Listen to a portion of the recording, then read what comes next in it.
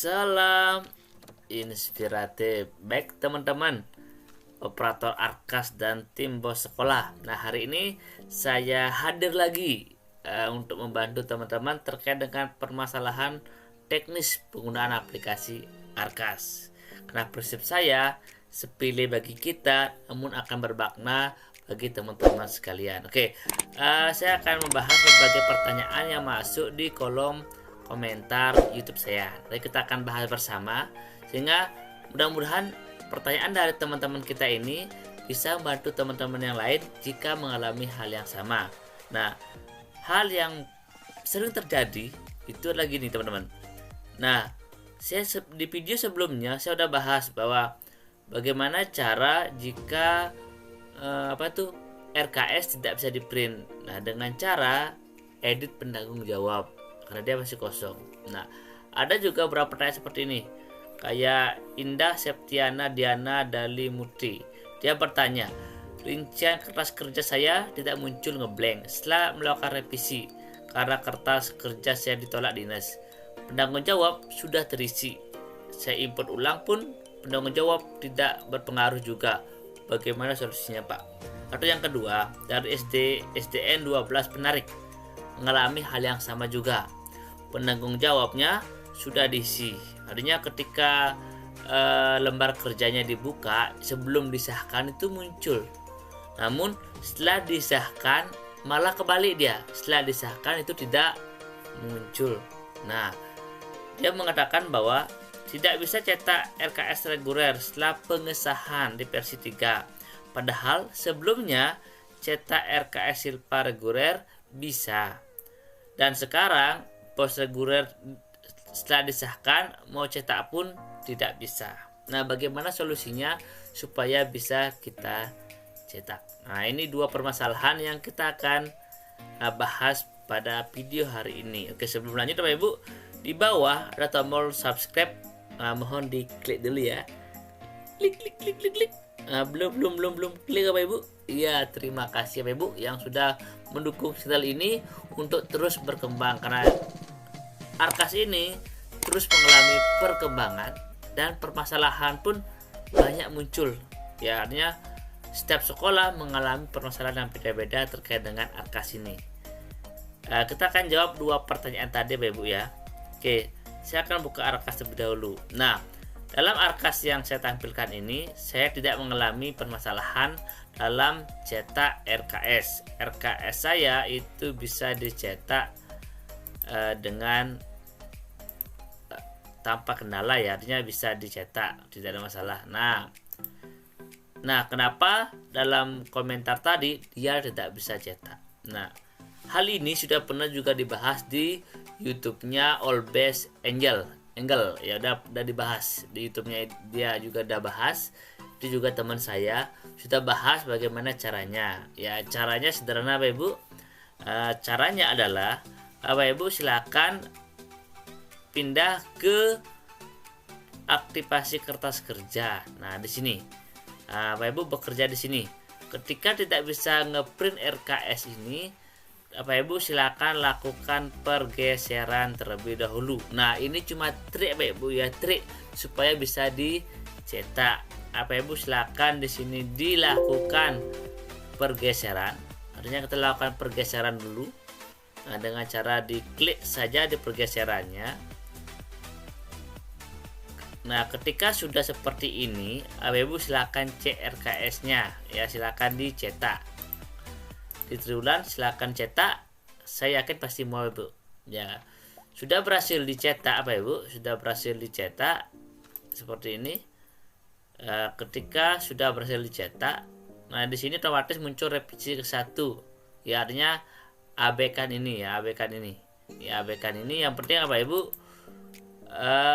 yang Bapak Ibu inginkan itu udah muncul ya, ini revisi ke-1. Jangan masalah, yang penting RKS Ibu sudah muncul. Silakan ini diekspor ke PDF dan di print dan ditandatangani. Setelah sudah dapat Bapak Ibu, sudah selesai didapat RKS-nya, Bapak Ibu bisa batalkan pergeseran. Ya, batalkan. Ya, artinya pergeseran batal dan RKS Bapak Ibu sudah didapat. Itu intinya. Nah, Pak, apakah tidak masalah? Ya, secara umum itu tidak ada masalah. Cuma Bapak Ibu perlu mengecek di BKU-nya. Jadi BKU-nya apakah ketika pembuatan SPJ, dalam pembuatan SPJ ini apakah ini muncul atau tidak. Kalau muncul berarti tidak akan berpengaruh apapun. Namun jika ini tidak muncul berarti baru kita akan cari win-win solution yang terbaik. Namun jika ini muncul Bapak Ibu, abaikan saja. Tidak masalah, yang penting Bapak Ibu sudah ngeprint, sudah print. Ya, dia udah ada. Jadi aman, ya. Itu permasalahan yang pertama, cara ngeprint RKS yang tidak muncul padahal penanggung jawabnya sudah ada. Kemudian yang kedua, ada juga komen yang masuk, Pak, saya print BOS K7A-nya tidak bisa.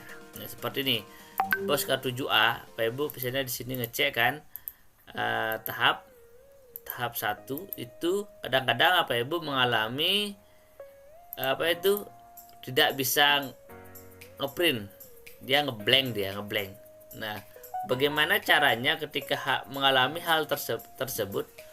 Bapak Ibu silakan cek update ya, apakah Arkas Bapak Ibu masih versi belum diupdate atau sudah. Sehingga ketika Bapak Ibu buka Arkasnya, usahakan koneksi internetnya nyambung sehingga bisa diupdate otomatis. Jika belum juga mau terkoneksi, Bapak Ibu silakan pindah ke utilitas, kemudian silakan cek update ya. Dengan koneksi internet nyambung. Ketika ada versi baru silakan diklik dan perbaharui. Ketika sudah diperbaharui, otomatis teman-teman sudah bisa print BOS K7A. Seperti itu ya. Nah, permasalahan yang ketiga adalah, Pak, kenapa tahun yang muncul itu tahunnya 1899? Ya, itu ketika nyetak, katanya nyetak BKU ataupun nyetak RKS. Nah, itu dialami oleh berbagai komputer dan laptop Pak Ibu ya. Sehingga jika itu terjadi Pak Ibu sementara abaikan dulu. Ya, abaikan dulu.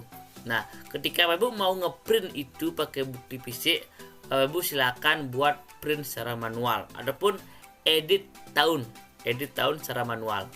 Yang penting bukti fisik Bapak Ibu tahunnya benar. Di Arkas sementara diabaikan dulu. Karena mungkin sistem Arkasnya ini belum maksimal, belum bagus. Artinya ada permasalahan seperti itu. Saran saya abaikan dulu.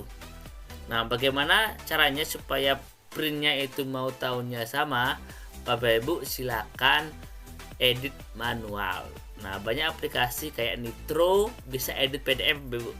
Ya, silakan edit tahunnya, print, tanda tangani seperti itu. Di Arkas abaikan dulu. Nah, seperti Bapak Ibu ya, terkait dengan bagaimana caranya. Nah, permasalahan yang berikutnya adalah terkait dengan pajak Bapak Ibu, pajak. Nah, ketika Bapak Ibu melakukan pendatausahaan, ketika Bapak Ibu membuat SPJ, Bapak Ibu akan menemukan pajak dan tidak kena pajak. Nah, kadang-kadang Bapak Ibu juga ada yang belanja satu toko dan ada juga belanja satu nota di 2 toko ataupun 3 toko. Nah, bukan bermaksud untuk memecah nota, bukan maksud itu. Namun emang benar Bapak Ibu belanja di 3 toko karena tokonya yang Ibu beli tidak lengkap sehingga terpaksa beli toko lain. Bagaimana BKU-nya? Nah, sebenarnya Bapak Ibu di Arkas ini kelemahannya adalah itu satu nota itu masih kaku Bapak Ibu. Tidak bisa dipecah ke 3 toko. Nah, bagaimana caranya jika Bapak Ibu terlanjur belanja di beda toko? Nah, saran saya Bapak Ibu silakan di nota itu Bapak Ibu tulis satu toko dulu di Arkasnya. Kemudian di BKU atau SPJ realnya Bapak Ibu silakan buat 3. Nah, ketika Bapak Ibu membagi menjadi 3, otomatis Bapak Ibu tidak akan bayar pajak karena tokonya berbeda. Nah, di Arkas kan kena pajak. Nah, saran saya jangan centang kena pajaknya. Seperti ini Ibu, jangan menggunakan pajak ini, jangan dicentang, ya, jangan dicentang, sehingga Ibu dianggap tidak kena pajak seperti itu. Namun satu hal yang perlu digarisbawahi adalah jangan sampai kita mencoba mengakali supaya tidak kena pajak. Mendingan kita bayar pajak Ibu, ya, kecuali jika emang benar Ibu di toko A tidak ada barangnya, terpaksa beli toko B, ya Ibu silakan tidak menggunakan pajak. Nah, meskipun nanti ada toko yang harus bayar pajak ada 2 juta, silakan buatkan buku pembantu pajak yang berbeda, ya, terpisah dengan Arkas. Di Arkas tidak menggunakan pajak, namun Ibu buatkan print khusus kena pajak, buatkan secara manual. Nah, video lengkapnya saya akan bahas di video berikutnya Ibu, terkait dengan bagaimana sih barang kena pajak atau tidak di dalam satu nota dan sebagainya. Saya akan bahas pada video nanti, video berikutnya, sehingga tetap stay tune di YouTube saya. Mungkin nanti akan saya buat konten terkait dengan pajak. Nah, sebelum itu Ibu, silakan yang belum subscribe terlebih dahulu. Oke, salam inspiratif.